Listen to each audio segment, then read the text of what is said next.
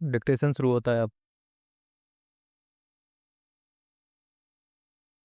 एक बार की बात है, अकबर और बीरबल शिकार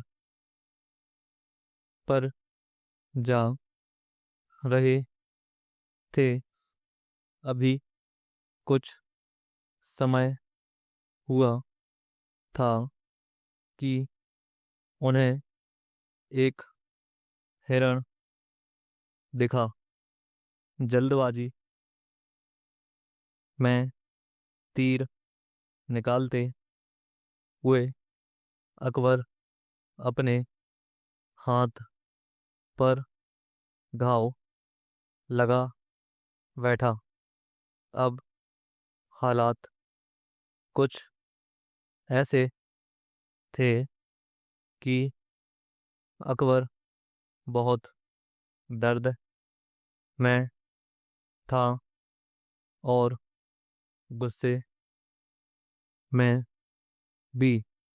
ये हालात देखते हुए बीरबल ने सोचा कि हालात और बुरे हो जाएं, इससे पहले अकबर को शांत कर दिया जाए।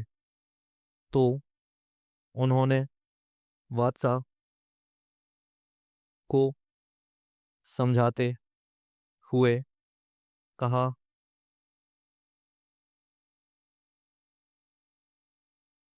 कि महाराज, जो होता है अच्छे के लिए ही होता है।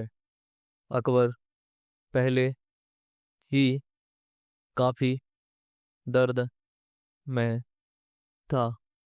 बीरबल की यह बात सुन कर वह और ज्यादा क्रोधित हुआ और बोला, यहाँ हम इतने दर्द में हैं और तुम बोल रहे हो कि जो होता है अच्छे के लिए होता है। क्या पागल हो गए हो तुम? इसके जवाब में बीरबल ने फिर से अकबर को समझाने की कोशिश की, परंतु अकबर और अधिक गुस्सा हो गया और उसने अपने सैनिकों से कहा कि बीरबल को ले जाकर कारागार में डाल दिया जाए और फिर वह शिकार के लिए आगे निकल गया।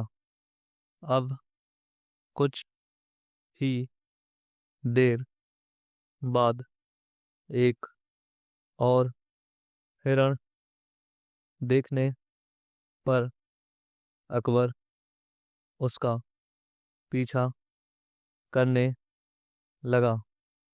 वह इतने मगन हो गया कि उसे पता ही नहीं लगा कि कब उनके सैनिक पीछे रह गए, तभी अचानक उसे कुछ आदिवासियों ने घेर लिया और वह अकबर की बलि देने की तैयारी करने लगे।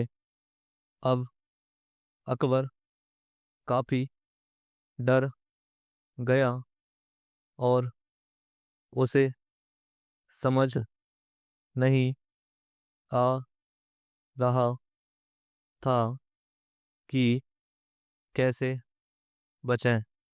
इतने में एक आदिवासी में अकबर के हाथ को देखा। उसके हाथ पर घाव देख कर उसने अपने साथियों को बुलाया। सभी आदिवासियों ने आपस में बात की और अंत में अकबर को मुक्त कर दिया, क्योंकि घाव लगने से अकबर अशुद्ध हो गया था।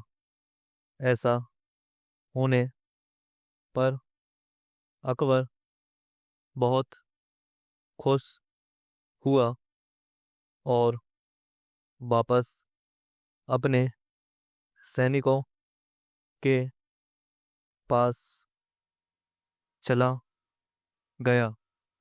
राह में उसने सोचा कि अगर यह घाव ना होता तो निश्चय ही आज उसकी मौत हो जाती। इसी बात से उसे याद आया कि बीरबल सही था, परंतु मैंने उसे कारागार में डालकर अच्छा नहीं किया।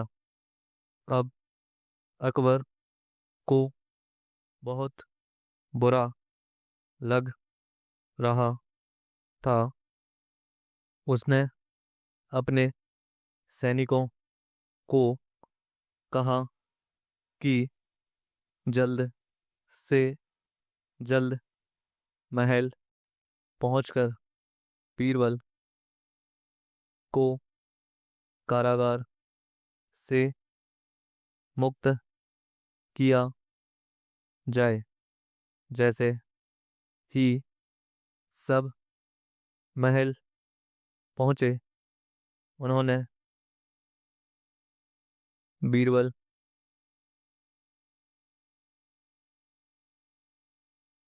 को कारागार से मुक्त किया। बीरबल को के बाहर निकलते ही अकबर ने उन्हें पूरा वाकया सुनाया और उनसे क्षमा मांगी। उनके क्षमा मांगने पर बीरबल बोले कि महाराज, जो होता है अच्छे के लिए होता है। अकबर यह बात सुनकर बीरबल से बोले कि यदि तुम्हें तो कारागार में डलवाया गया, फिर भी तुम यही बोल रहे हो। बीरबल बोले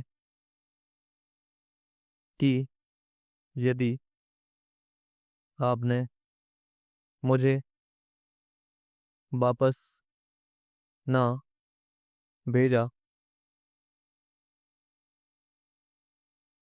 होता तो आपकी जगह मेरी बलि दे दी जाती। पूर्ण विराम।